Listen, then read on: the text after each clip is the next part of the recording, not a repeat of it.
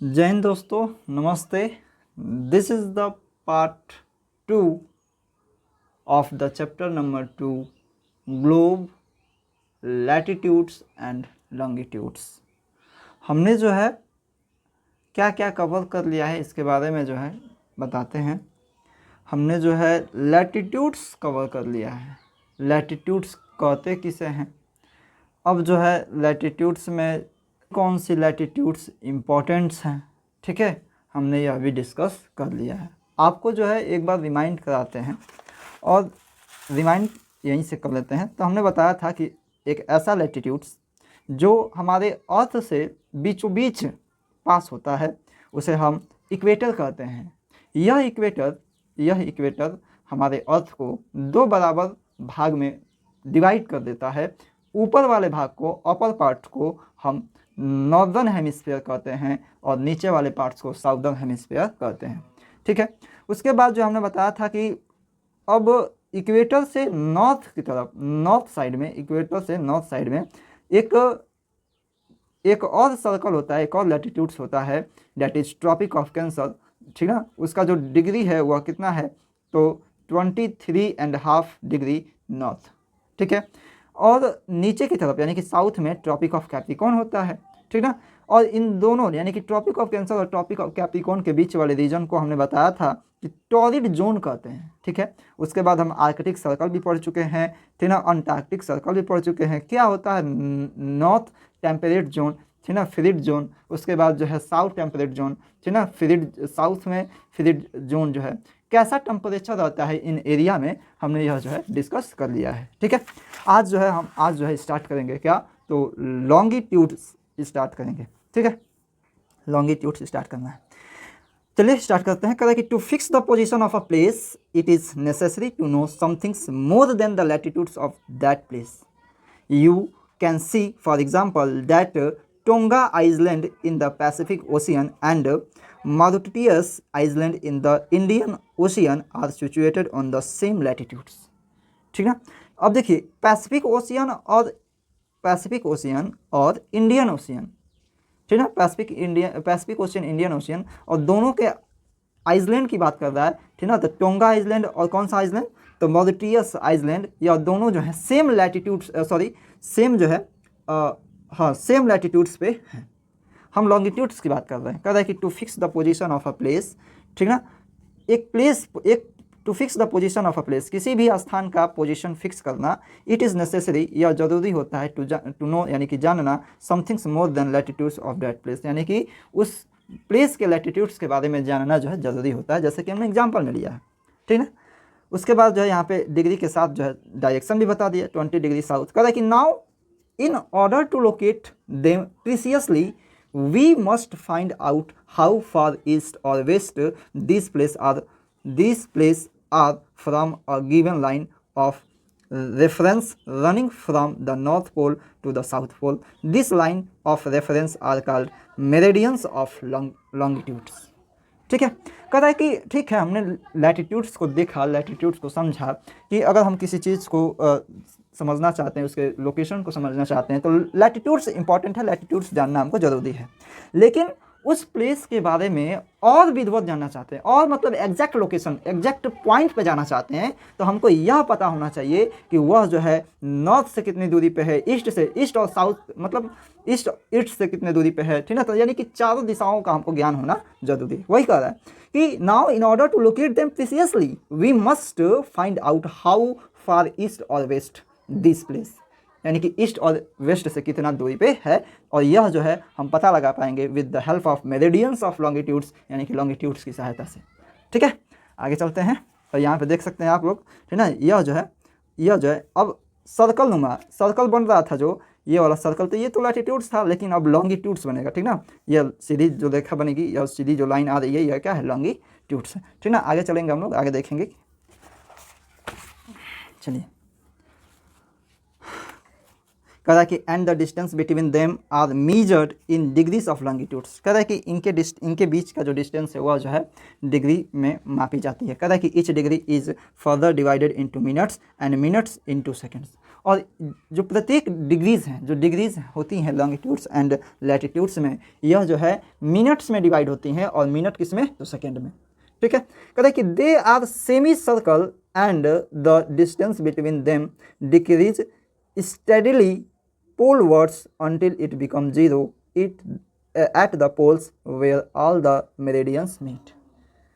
ठीक है, फिर से समझते हैं। कह रहा है कि दे आर सेमी सर्कल, ये पूरा सर्कल तो नहीं है, ठीक है, जैसे यह पूरा सर्कल तो नहीं है, बट यह पूरा सर्कल नहीं है, लेकिन the distance between them decrease steadily polewards, यह जब इसका जो डिस्टेंस है यह पोलवर्ड्स की तरफ क्या हो रहा है, डिक्रीज हो रहा है, और until it become जीरो, और जब तक इतना डिक्रीज हो जाता है जब तक यह जीरो ना हो जाता हो, ठीक है ना, एट द पोल्स, पोल्स पे, where all the meridians meet, और जहाँ पे सभी के सभी मेरेडियंस मीट करती हैं। ठीक है ना, फिगर के माध्यम से हम अगर आपको समझाना चाहें तो देख रहे हैं ना, इसी की बात कर रहा है, ये मेरेडियंस है, ये मेरेडियंस है, ये भी मेरेडियंस, ये भी मेरेडियंस, यानी कि सभी के सभी क्या है, मेरेडियंस। लेकिन अब ये जितने भी मेरेडियंस, अब यहाँ पे तो नॉर्थ पोल है, अब नॉर्थ पोल पे हम ना देख करके, नॉर्थ पोल पे ना देख करके हम बीच में देखें तो बीच में मेरेडियंस के बीच में जो डिस्टेंस है वह ज़्यादा है, आप देख पा रहे होंगे, ये मेरेडियंस के बीच में डिस्टेंस जो है ज़्यादा है, लेकिन इसी मेरेडियंस को जब हम पोल्स की तरफ देख रहे हैं, पोल्स की तरफ देख रहे हैं, तो पोल्स पे सभी मेरेडियंस क्या हो रहा है, तो ये पास पास आ जा रहे हैं, यानी कि इनके बीच के जो डिस्टेंस है वह कम होता जा रहा है, और पोल्स पे आकर के क्या हो जा रहा है, जीरो हो जा रहा है। ठीक है ना, इसी बात को समझा रहा है। आगे कह रहा है कि unlike parallel of latitude all meridians are of equal length. ठीक है ना, अनलाइक पैरेलल्स ऑफ लैटिट्यूड, सभी लैटिट्यूड्स जो है पैरेलल तो नहीं है, ठीक है ना, अनलाइक पैरेलल कर रहा है। कह रहा है कि all meridians are of equal length, सभी के सभी जो हैं इक्वल लेंथ के हैं। Does it was difficult to number it was difficult to number the meridians, hence all countries decided that the count should begin from the meridians which passed through Greenwich। ठीक है, अब जो है meridians को count करना में difficulties हो रही थी, ठीक ना, आगे उसके बाद जो है मेरेडियंस से और भी बहुत सारी डिफ़िकल्टीज आ रही थी, तो सभी कंट्रीज जो है डिसाइड किए, क्या डिसाइड किए कि the count should begin from the meridian which pass through Greenwich. ठीक ना, where the British royal observatory is located, this meridian is also known as prime meridian. ठीक है ना, कहता है कि अब काउंट कहाँ से होगा, तो काउंट जो है ग्रीनविच से होगा। ठीक ना, और ग्रीनविच कहाँ है तो उसके बारे में बता रहा है कि द ब्रिटिश ब्रिटेन में है ये। ठीक ना, और यहाँ पे जो है एक रॉयल ऑब्जर्वेटरी है, ठीक ना, लैब है एक, ठीक ना, तो वहाँ से जो है इसको जो है स्टार्ट करेंगे, मतलब लॉन्गिट्यूड्स मेरेडियंस का काउंट को स्टार्ट करेंगे। और जो है इस लाइन को हम प्राइम मेरेडियन भी बोलते हैं, प्राइम मेरेडियन के नाम से भी जानते हैं। ठीक है, कह रहा है कि it's value is 0 degree longitude, और यह जो प्राइम मेरेडियन है इसकी जो वैल्यू होगा वह कितना होगा, तो 0 degree longitude, and from it we count 180 degree eastward as well as 180 degree westward. ठीक है, अब इस 0 डिग्री से हम अब बढ़ाते जाएंगे 0 डिग्री से, जैसे कि यहाँ पे देख रहे हैं, यहाँ पे देख रहे हैं ये प्राइम मेरेडियन, ये डॉटेड लाइन जो है दिख रहा है आपको, यह डॉटेड लाइन क्या है, प्राइम मेरेडियन है। ठीक ना, अब यहाँ से जो है बढ़ता जाएगा, ठीक ना, 10 20 30, ठीक ना, ऐसे करते करते करते करते कहाँ तक जाएगा, तो 180 तक जाएगा, यानी कि इस ग्लोब के पीछे की तरफ। ठीक ना, तो यह ईस्टवर्ड जाएगा, फिर से वेस्टवर्ड, उसी तरीके से वेस्टवर्ड चला जाएगा। बात समझ में आ रहा है, तो इधर से 180, इधर से 180, यानी कि 360 हमारा कवर हो जाएगा, यानी कि पूरा ग्लोब हमारा लॉन्गिट्यूड मेरेडियन से कवर हो जाएगा। ठीक ना, आई होप कि आपको समझ में आ रहा है।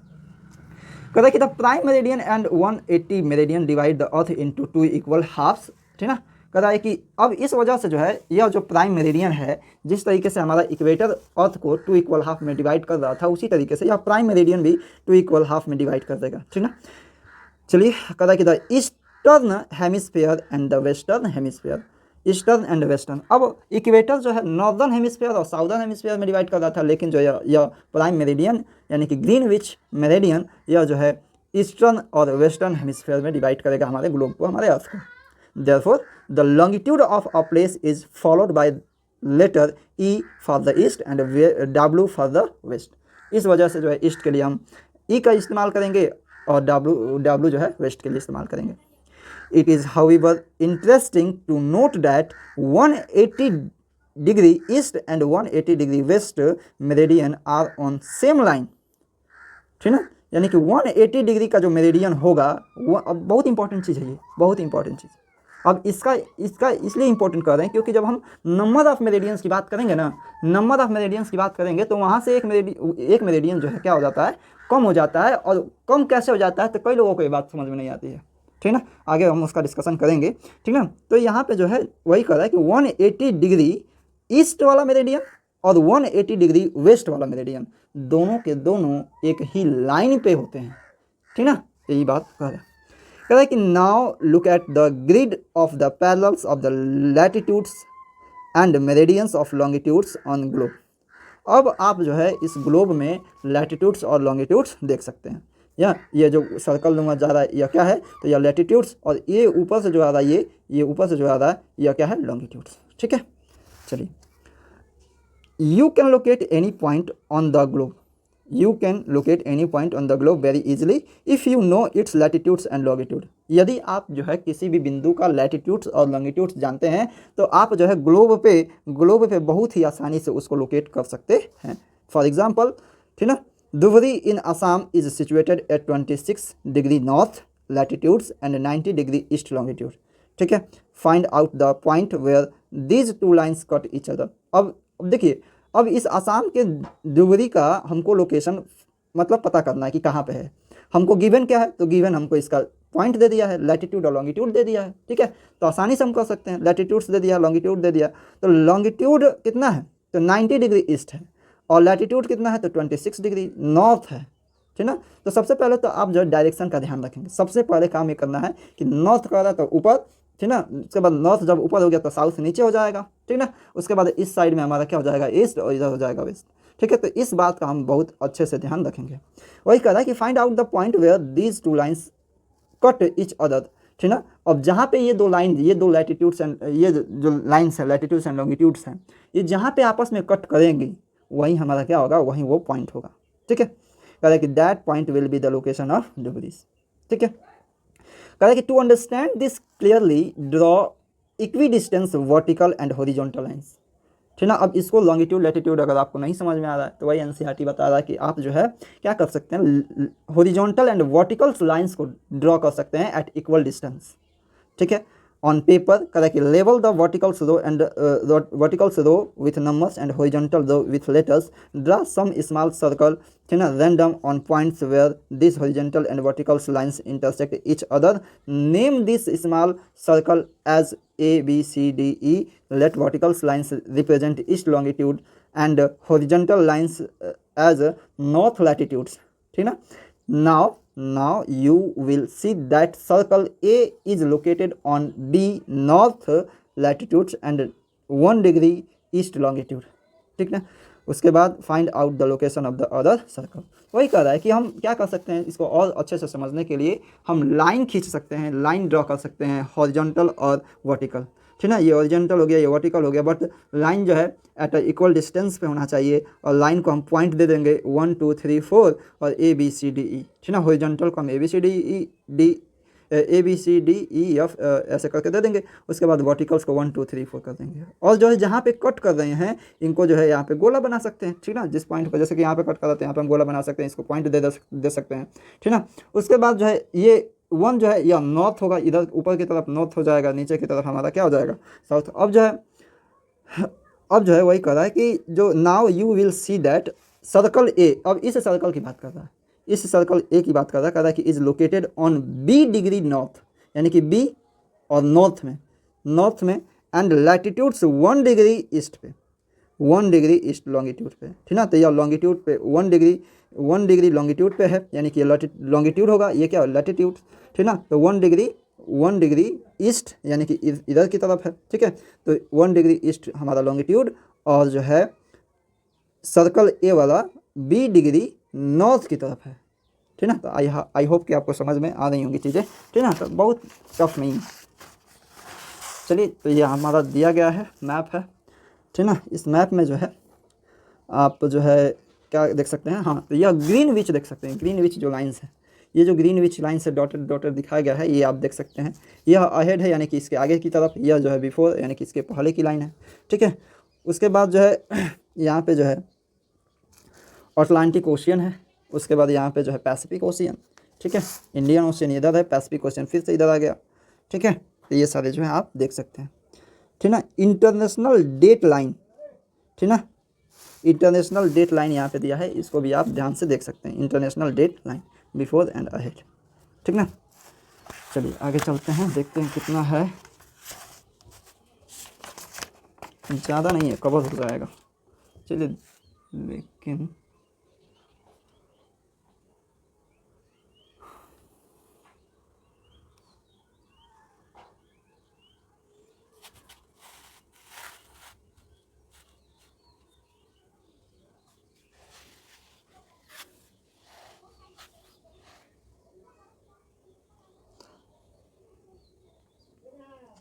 चलिए आगे चलते हैं, longitudes and time, longitudes and time को देखते हैं क्या कह रहा है।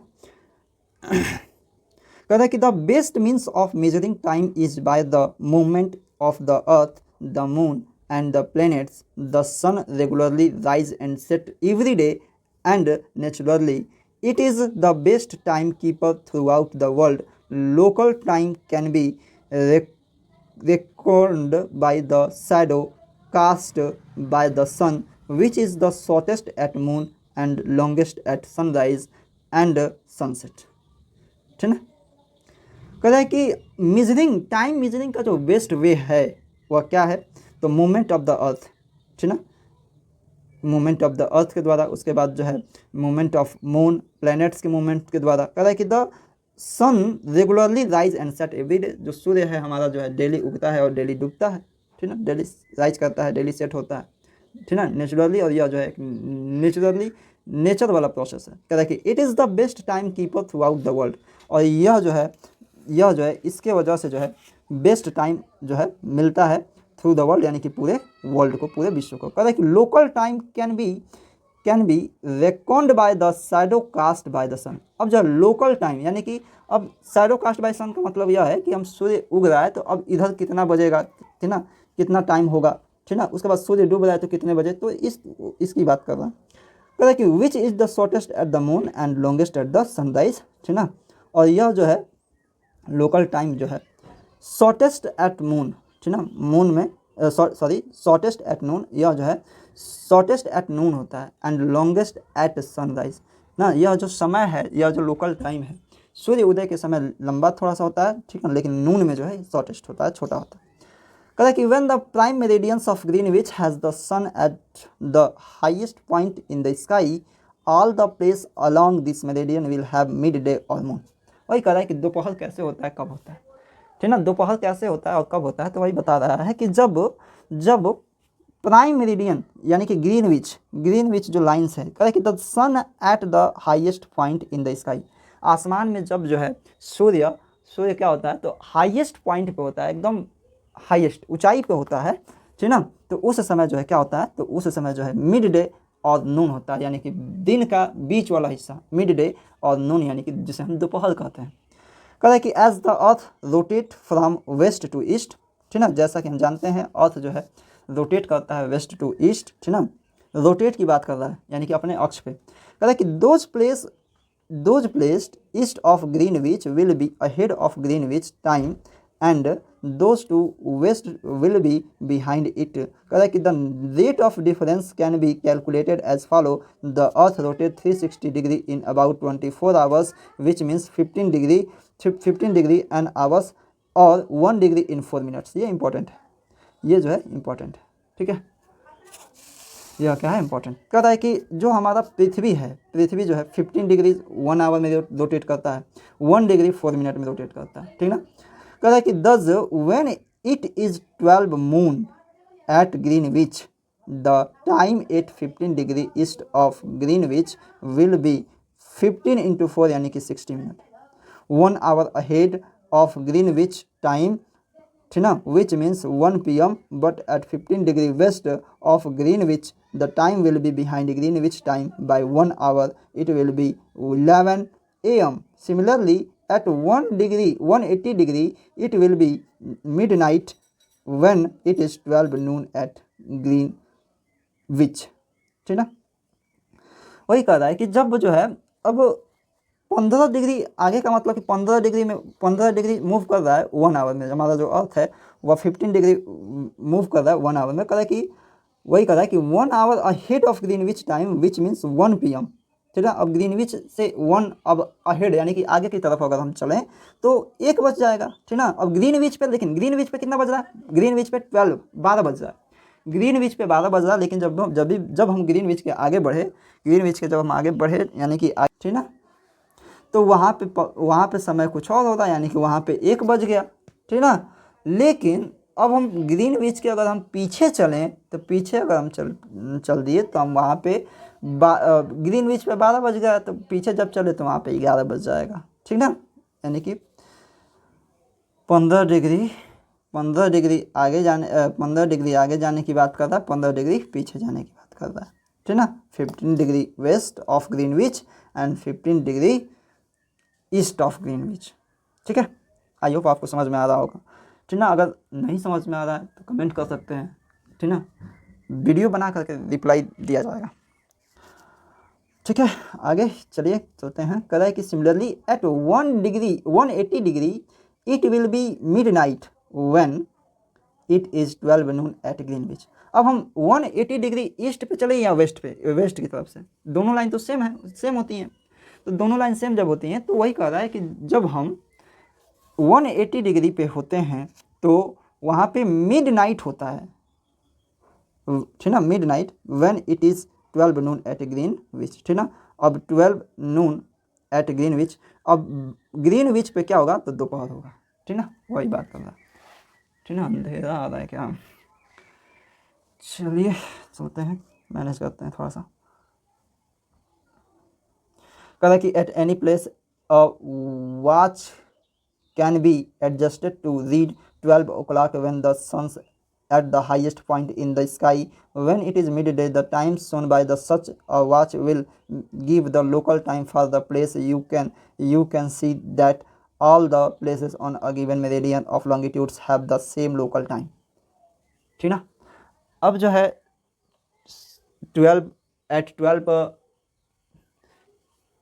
o'clock यानी कि दोपहर में, ठीक ना, जब सूर्य जो है हाईएस्ट डिस्टेंस पे होता है स्काई में, यानी कि सबसे ऊंचे हाईएस्ट प्लेस पे होता है स्काई में सूर्य, तो उस समय जो है, उस समय से हम जो है अपने प्लेस का अनुमान लगा सकते हैं, या किसी भी प्लेस का अनुमान लगा सकते हैं कि किस देश में कितना बज रहा होगा। जब हमको क्या होना चाहिए, तो हमको बस जो है वह कितना डिग्री आगे है हमको बस ये पता होना चाहिए। आई होप क्या आप समझ रहे हैं हम क्या कर रहे हैं।